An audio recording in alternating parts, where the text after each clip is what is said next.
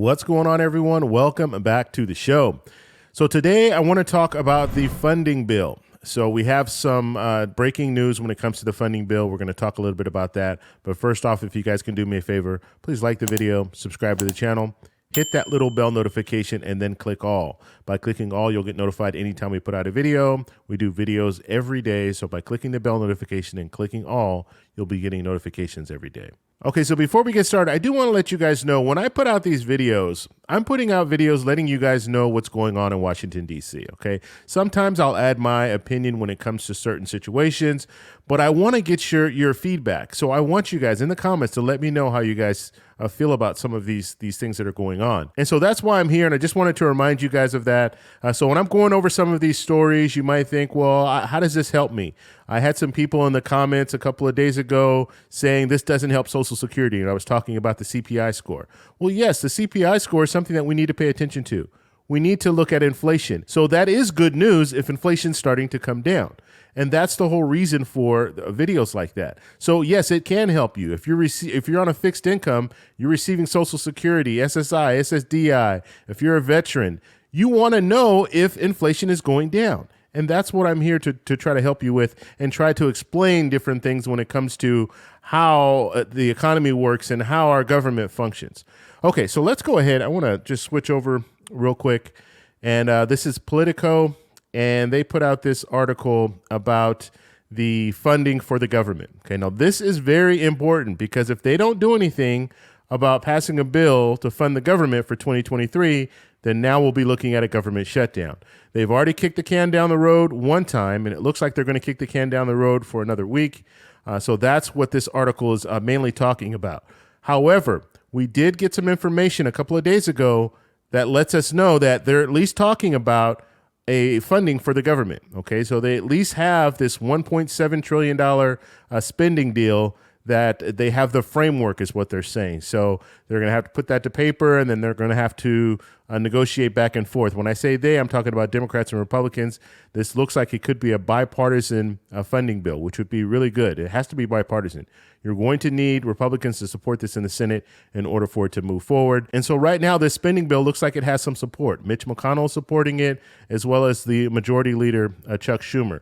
So that's a good sign. That means that we could potentially see something next week. So let's go ahead. I want to just take a look at some of the things in this article. So we talked about this already, a $1.7 trillion year-end spending package. Now, what's good about this is if they can get this spending package through, that means that there could be some increases for certain services like Social Security. Okay, I talked about this last week where President Biden wanted a 14% increase to Social Security's budget.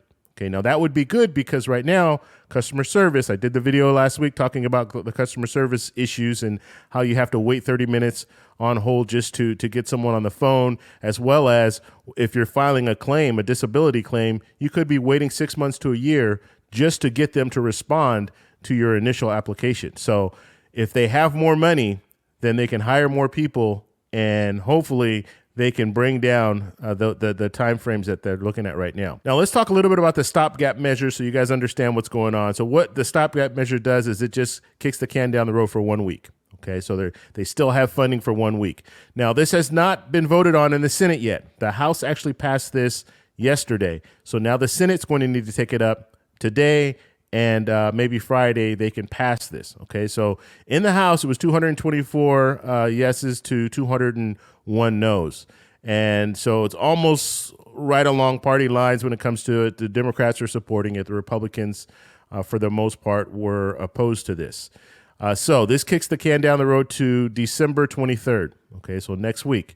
So they have to have something next week, and Congress will end on the 23rd. Actually, they end on the 21st, but it looks like since this is going through the 23rd, they're probably going to at least be either in Washington or near Washington so they can get back and vote on this final bill here.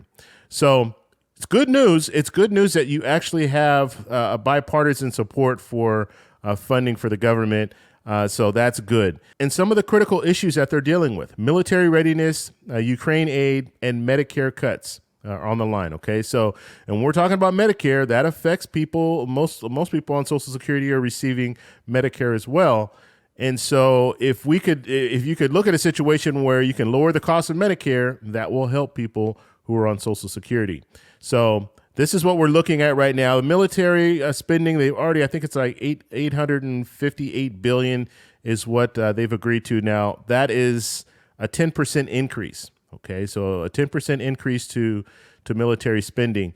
Now, the hope is that some of the social programs they can do the same thing for. So they can have that 14% increase or something near that when it comes to Social Security. So that's what we need to watch. That's what we really need to pay attention to. So make sure you subscribe and hit that little bell notification, because I'll let you know exactly what this framework looks like once we see the framework. We haven't seen it yet.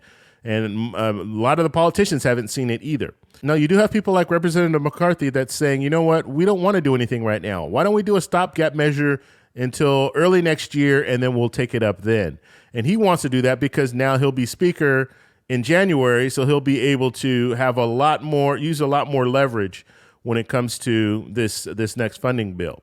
Now, that's something that McCarthy is having a fight with McConnell now. And so McCarthy's in the House, McConnell's in the Senate. They're fighting back and forth where McConnell's saying, look, let's just get this funding bill through. We don't want to get into a situation where it's just so much back and forth that we have a government shutdown next year. So let's take care of it now. We have some support on both sides, so let's move forward with this funding bill now that we have a chance. So this is going to be very, very interesting to see if they can get this done by the end of the year. And my hope is that they can. My hope is that they go ahead and move forward with this. They can't afford to wait until next year. And I'm telling you, next year is going to be it's going to be chaotic. Okay, I'm just going to say that right now. Next year will be chaotic when it comes to Congress. And so I'm telling you, there's going to be so many stories coming out, so much just dysfunction. You think over the last 2 years you were seeing dysfunction. Wait until next year when the new Congress comes in. It's going to be because of the split government and because of the factions that are in the split government, when it comes to the Republicans and the Democrats, they're just not going to get along at all on anything. They're not going to get along. And you're going to have a lot of investigations being opened up, and a lot of time will be wasted. Okay, now investigations, they need to happen. I'm all for that, but you still need to legislate. And I think we're going to see a bunch of investigations, but no legislation. And that's the problem, because the legislation, that's what's representing the people. That's what's helping the people. Okay, not all these investigations. Because if you're investigating people, that's what you have the Department of Justice for. They do investigations. Now we're going to have all these committees doing investigations in the House, and they're not going to be doing any other work. They're not going to be trying to help the American people. They're just going to want to try to go after their opponents and try to bring them down, which is not something that I think is going to help us in the long run. Okay, so here I want to talk about this really quickly. So Senator Leahy, he wants social spending increases. Okay, so like we've been talking about, Social Security increases to the program. That's what he wants to address, okay? And he thinks that we should have social spending increases designed to keep pace with inflation. Now, we had a lot of people that have talked about this. The inflation is at an all-time high, and it's starting to go down, which is good, but this whole year has been a bad year when it's come to inflation. And COLA for 2022 was 5.7%, and so it wasn't enough because we saw inflation above that the whole year. Okay, and we're still above that 5.7%. So the spending power for people receiving Social Security benefits has dwindled to nothing. It's actually, the inverse there. So looking at that, he wants to move forward with social spending increases. Okay, now Senator Leahy, he will not be coming back after January, so he's retiring, but this is one of the reasons why they're pushing for this funding, and they're hoping they can pull a Social Security spending increase into this. And like I said, they've already been negotiating the defense spending, and right now it's about $858 billion. So that's an increase of 10%. And so why not have an increase in some of the social spending programs as well? And so that's where we are right now when it comes to the stopgap measures as well as funding for the government. So the stopgap measure will expire on December 23rd. Once the Senate votes on it and approves it, then it will expire December 23rd. And so that means that they have to have this funding bill signed off by the 23rd, or we're looking at a government shutdown. Okay, so both the House needs to vote on it, the Senate needs to vote on it, and then it needs to be signed off by the president in order for us to get this new funding bill. And so I think this will actually go through. I think it will. And this will obviously be the last bill that they pass before the new Congress comes in. And so that's going to be it for this video. If you like this video, please give me a thumbs up. Please subscribe for more, and I'll talk to you in the next one. Bye.